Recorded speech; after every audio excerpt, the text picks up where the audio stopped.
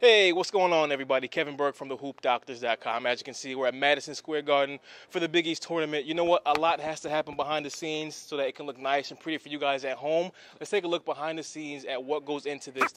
Oh, my God. When the East is in that. What's going on, everybody? Kevin Burke from thehoopdoctors.com, joined by Scott Matthews, producer for ESPN, here at Madison Square Garden for the Big East tournament. Scott, watching at home, the Big East tournament seems nice and easy, sitting from the comforts of our own couch. How crazy is it behind the scenes to make it look nice on TV for us? Well, we try not to make it crazy when we're on the air. We try to keep everything low-key and relaxed. What it is a lot of fun. If you couldn't play the game, and I grew up in Connecticut and used to come here to watch the Huskies play, and at some point I realized I wasn't going to be playing for Coach Calhoun. So if you can't do that, this is really the next best thing. But we have an awful lot of people here. We've got terrific on-air talent, but we've got a great number of people off the air who work very hard behind the scenes to make sure that the game gets home to the viewers and looks good. So it's really those people that do a lot of the hard work and should get a lot of credit. I'm a Connecticut guy myself, and I realize those same dreams were not going to come true for me as well. How many cameras are involved to make the game lifelike? Well, we've got 19 cameras here with everything on the HD side.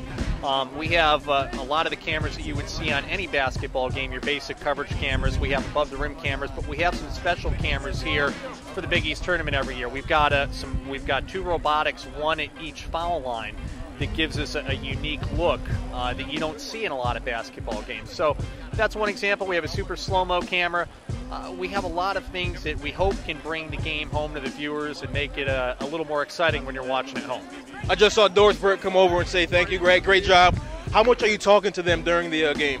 We talk to the announcers a lot. That's one of the great things about producing and being in the truck is you get to learn a lot of basketball from the experts like Doris, like Fran Fraschilla, Bill Raftery, Jay Billis. Who knew Jay Billis was that tall?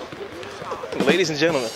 They're telling us things to look for, and we're obviously trying to support them. They're the basketball experts. What we try to do in the truck is translate their basketball knowledge into things on the air that the viewer at home will understand what Fran and Doris and Jay and Bill are the point they're trying to get across.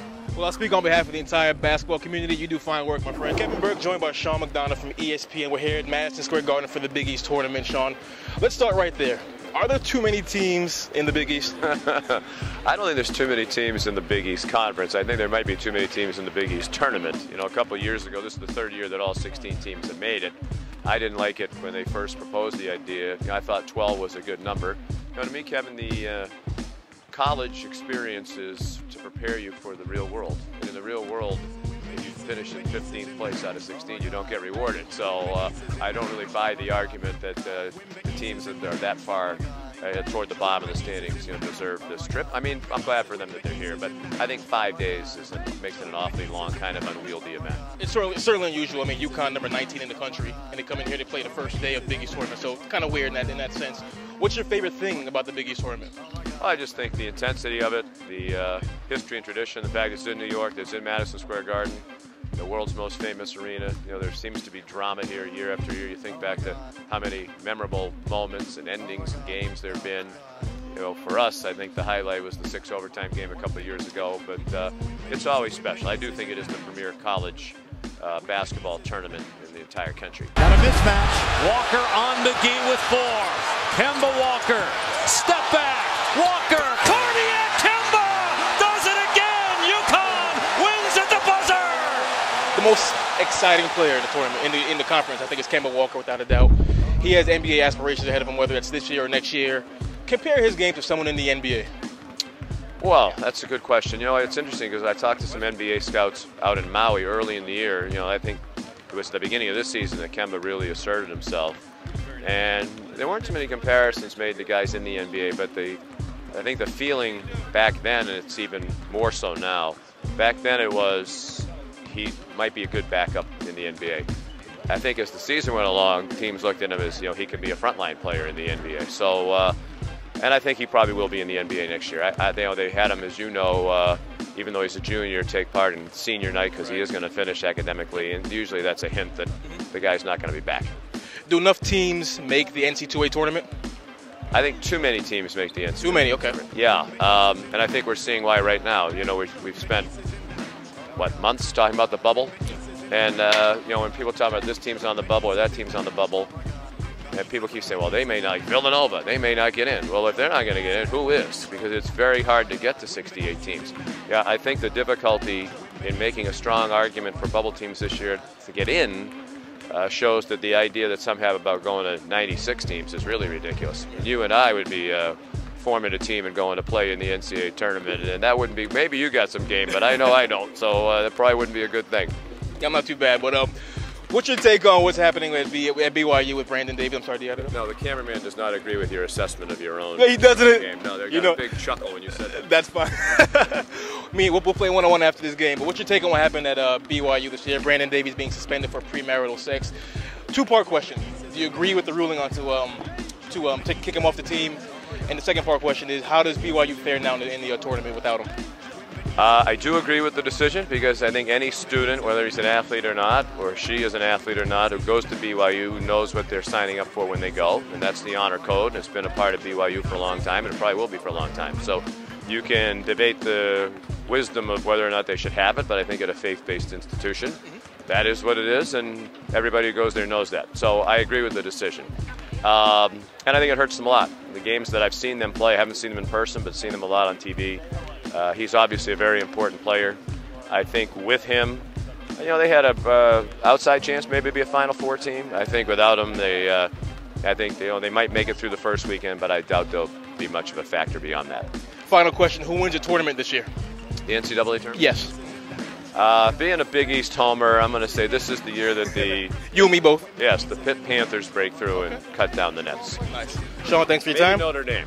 Maybe Notre Dame. Maybe Syracuse. Let me pick every Big East team. Maybe UConn. I'm a UConn homer. I can tell since you went on and on about Kemba Walker as the next Jerry West. No, Michael Jordan. Oh, Michael Jordan. Yeah. Kobe Bryant. Whoever. Pick your guy. That's Kemba Walker. Sean, thanks for your time. My pleasure. Take care. Thanks. All right, I am back, and I'm now with Phil, coordinating producer for ESPN 3D. So I spoke with a 2D producer. What's the difference for people at home, between 3D and 2D? It's kind of obvious, but break it down to us. The cheap answer is, hey, you get depth. You get another dimension, obviously. But, really, it's a much more real, human, immersive experience with the addition of depth, with the addition of a human being, your eyes, your brain, you perceive size, speed, movement, dimension, all through having two vantage points. That's why we're born with two eyes, and that's why we broadcast in 3D with pairs of cameras, and that allows you to experience the dynamic game of basketball or whatever sporting event it's doing in a much more realistic and we believe compelling manner. So right behind us is the truck. We heard of the truck. So what happens in this truck during the games? What doesn't happen is probably an easier question, right? Crazy. No, it's a pretty mellow group there. But we have a pair of trucks for the 3D group. They are this is the first fully integrated 3D production mobile unit that was created. It was built by NEP for ESPN. We've used it for the last 8 or 9 months. It's looks fairly comparable to what you would see in the 2D truck, but you will notice the production crew and some of the technical crew all wearing their 3D glasses. I don't know where I put mine at the moment. Here we go. No, got a pair? Oh yeah, I have more stylish ones than that, so I'm sorry, Rachel. I'm not gonna put those on. But anyway, it looks comparable, except there are two big 3D monitors there, so we see 3D programs. Can I borrow your 3D glasses? You can wear those. I really. Yep. That's my bag. Okay. I'm gonna wear them during the interview. Do you mind? No, I don't mind at all. You're welcome. You can wear them all night if you want. I'd even let you borrow a nice looking pair if you want. But it's pretty comparable. Some big differences. There is another secondary truck we call our B unit, where there is a person for each camera who, in addition to the camera person, is also responsible for kind of controlling how far apart the cameras are from each other and exactly how they're angled in relation to each other. So that's like with the convergence and the stereography room, and that's kind of a big difference between a 2D truck, because those guys are basically one guy for each camera is essentially creating the appearance of depth in the screen. How many cameras are actually filming the game? We are at 9 right now, which is a pretty healthy deal for us. 5 of them are robotic cameras, we are really committed because of the immersive real-life experience, being close to the action. For 3D with your human vantage point, being close presents much more real depth-oriented experience.